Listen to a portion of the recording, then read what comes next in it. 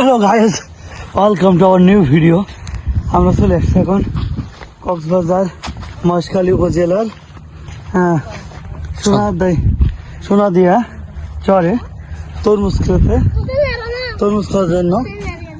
জুতা এই জুতো হইবে না? ঠিক আছে, এখানে নিয়ম হচ্ছে খুলে দেয়।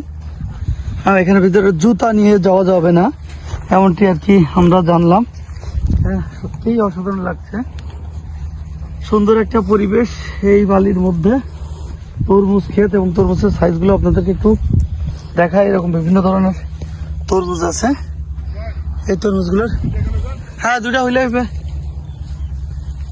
আমার ভাইকে বললাম এর ভিতরে এটা কেয়ার লাগি পানি উঠতন, পানি উঠার জন্য দেখি একটু দেখাও। এই যে এইভাবে এটা করে রাখছে শুধুমাত্র পানি উঠানোর জন্য। এই পানি তরমুজ খেতে তারা দেয় কি, দেখতেই পাচ্ছেন একদম সমুদ্রের উপকূলীয় এই বিচে আমরা আর কি তরমুজ খাবো। আমরা আসছি একটা গ্রুপ, দেখি খেয়ে আপনাদেরকে একটু জানাবো কেমন হয়।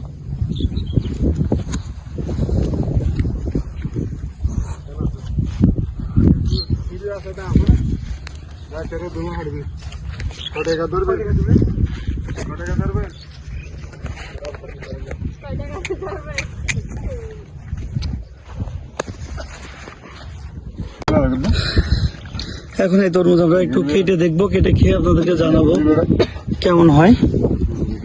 দেখতেই পাচ্ছেন সরাসরি ক্ষেত থেকে আমরা তরমুজটা খাবো। দেখেন আমাদের অঞ্চলে অনেক বড় বড় তরমুজ হয় আর কি, আর এটা অন্যরকম একটু তরমুজ। একটু খেয়ে দেখি।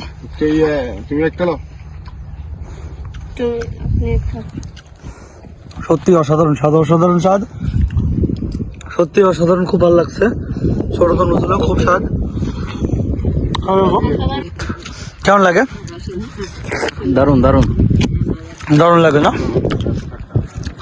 আল্লাহর অশেষ নিয়ামত, খুবই ভালো নিয়ামত,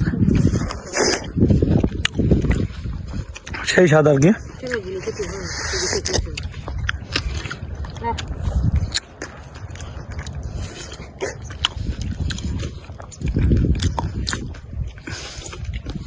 জমিকার আপনাদের